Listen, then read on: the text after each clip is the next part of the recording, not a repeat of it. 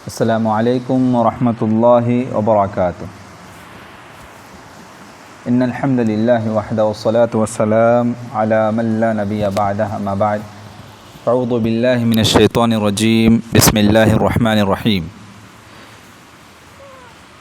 محترم حاضرین، سیرت النبی کے دروس میں آج کا درس یہ ہے ہمارے نبی کریم صلی اللہ علیہ وسلم کی پرورش کیسے ہوئی۔ جب رسول اللہ صلی اللہ علیہ وسلم کے والد فوت ہوئے تو آپ صلی اللہ علیہ وسلم کے دادا عبد المطلب نے آپ صلی اللہ علیہ وسلم کی پرورش کا ذمہ لے لیا، تاہم آپ کی نگرانی اور دیکھ بھال آپ کی والدہ ماجدہ ہی کرتی تھیں۔ آپ صلی اللہ علیہ وسلم کے والد محترم عبداللہ مدینہ منورہ میں فوت ہوئے، جہاں ان کے ننھیال یعنی ان کے والد عبد المطلب کے ماموں بنو عدی بن نجار رہتے تھے۔ انہیں حضرت عبد المطلب نے کھجوریں خریدنے کے لیے مدینہ بھیجا تھا، لیکن وہ مدینے میں فوت ہو گئے۔ آپ کو یعنی آپ کے والد صاحب عبداللہ کو دار نابغہ میں دفن کیا گیا۔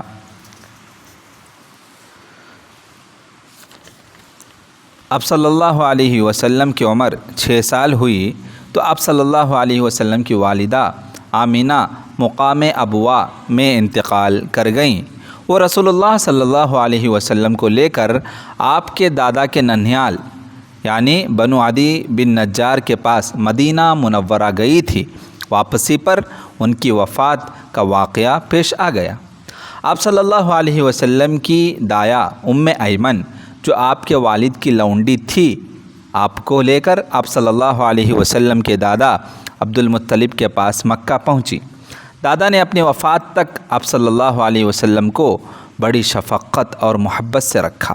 ان کے دادا کی وفات کے وقت آپ صلی اللہ علیہ وسلم کی عمر 8 سال تھی۔ انہوں نے وفات کے وقت آپ صلی اللہ علیہ وسلم کو آپ کے چچا یعنی وہ اپنے بیٹے ابو طالب کے سپرد کر دیا، حوالے کر دیا۔ نبی کریم صلی اللہ علیہ وسلم سے دادا عبد المطلب بے انتہا محبت کرتے تھے اور ہمیشہ ان کے جان کی فکر کرتے تھے۔ ہر مصیبت اور شر سے ان کی ہمیشہ حفاظت فرماتے تھے۔ ایک واقعہ ابو یعلا نے بیان کیا ہے کہ ایک دفعہ عبد المطلب نے آپ صلی اللہ علیہ وسلم کو گمشدہ پایا یعنی گمشدہ اونٹ ڈھونڈنے بھیجا۔ اونٹ کی تلاش میں آپ کو آنے میں دیر ہو گئی تو دادا نہایت غمگین ہوئے۔ انہوں نے فوراً بیت اللہ کا طواف شروع کر دیا اور بار بار یہی شعر پڑھتے تھے، رب رد الی راکبی محمدن، ربی رد الی راکبی محمدن، یا رب ردہ واصنع عندی یدن۔ مطلب، رب کریم میرے سوار محمد کو میرے پاس واپس بھیج دے، رب کریم میرے سوار محمد کو میرے پاس بھیج دے، واپس بھیج دے، رب کریم اسے ضرور واپس بھیج دے اور مجھ بوڑھے پر احسان فرما۔ اور جب آپ صلی اللہ علیہ وسلم اونٹ لے کر واپس آ گئے تو عبد المطلب نے قسم کھائی کہ آج کے بعد نبی کریم صلی اللہ علیہ وسلم کو کبھی بھی کسی کام کے لیے بھی وہ اکیلے نہیں بھیجیں گے اور اپنے سے کبھی جدا نہیں کریں گے، اس کی قسم انہوں نے کھائی۔ وہ آپ صلی اللہ علیہ وسلم کو ہر وقت اپنے ساتھ رکھتے تھے۔ جب آپ سوئے ہوئے ہوتے تو آپ کی بستر تک کسی کو نہ جانے دیتے، اتنی حفاظت کرتے تھے۔ عبد المطلب کی خصوصی مسند جن پر وہ بیٹھا کرتے تھے، ان کے سوا کوئی وہاں نہیں بیٹھ سکتا تھا۔ کعبے کے سائے میں عبد المطلب کی مسند بچھی ہوئی تھی اور ان کے بیٹے اس کے ارد گرد آس پاس بیٹھتے تھے، مگر آپ صلی اللہ علیہ وسلم دادا عبد المطلب کے ساتھ مسند پر بیٹھتے تھے۔ سبحان اللہ۔ سیرت کی کتابوں میں لکھا ہے کہ دادا کے انتقال کے بعد چچا ابو طالب بھی آپ صلی اللہ علیہ وسلم سے بے انتہا محبت پیار کرتے تھے اور شفقت کے ساتھ پیش آتے تھے۔ سوتے تو آپ کو اپنے قریب سلاتے، باہر جاتے تو آپ کو ساتھ لے کر جاتے، جب تک آپ نہ آتے کھانا بھی نہ کھاتے تھے، اور آپ کے لیے خصوصی کھانا پکواتے تھے۔ جو پسندیدہ کھانا ہوتا تھا نبی کریم صلی اللہ علیہ وسلم کا، چچا ابو طالب وہ خصوصی کھانا بھی پکواتے تھے۔ ساری زندگی آپ صلی اللہ علیہ وسلم کی حفاظت اپنی جان سے بڑھ کر کرتے رہے، یہاں تک کہ ہجرت سے 3 سال پہلے چچا ابو طالب بھی وفات پا گئے۔ سوال یہ پیدا ہوتا ہے کہ اللہ نے نبی کریم صلی اللہ علیہ وسلم کو یتیم کیوں پیدا کیا؟ ابتدائی زندگی یتیمی کی حالت میں کیسے گزاری انہوں نے، کیوں گزاری، وجہ کیا تھی؟ تو اس کا سبب یہ ہے، کس چیز کا سبب؟ کہ اللہ تعالیٰ کا منشا یہ تھا کہ رسول اللہ صلی اللہ علیہ وسلم یتیم پیدا ہو اور اپنے والد، والدہ اور دادا کے دائرے تربیت سے دور رہیں۔ آپ صلی اللہ علیہ وسلم کے والد محترم تو آپ کی پیدائش سے پہلے ہی انتقال کر چکے تھے، پھر آپ صلی اللہ علیہ وسلم نے اپنے ابتدائی بچپن کا اکثر حصہ اپنے خاندان سے دور بنو سعد کے صحرا میں بسر کیا، زندگی گزارا۔ وہاں سے واپس آئے تو کچھ مدت بعد آپ صلی اللہ علیہ وسلم کی والدہ بھی انتقال کر گئیں۔ آپ صلی اللہ علیہ وسلم ان کی خدمت میں بھی بہت کم ہی رہے، اور والدہ محترمہ کی وفات کے کچھ عرصے بعد آپ کے دادا بھی اللہ کو پیارے ہو گئے۔ یقیناً اس میں کئی حکمتیں ہوں گی۔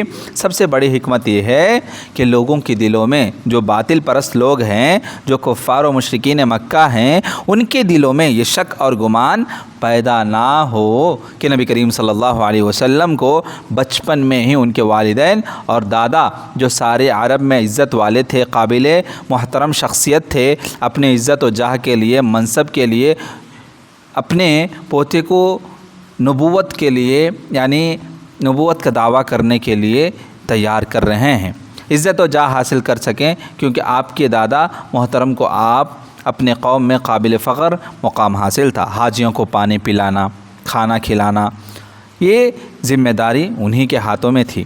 آپ صلی اللہ علیہ وسلم کی یتیمی میں ہر دور اور ہر مقام کے یتیموں کے لیے ایک اسوہ ہے، ایک میسیج ہے کہ یتیمی اللہ تعالیٰ کی طرف سے کوئی سزا نہیں، یتیمی کوئی عذاب نہیں، بلکہ وہ یتیم کو اعلیٰ مراتب پر بھی فائز ہونے سے روک دے۔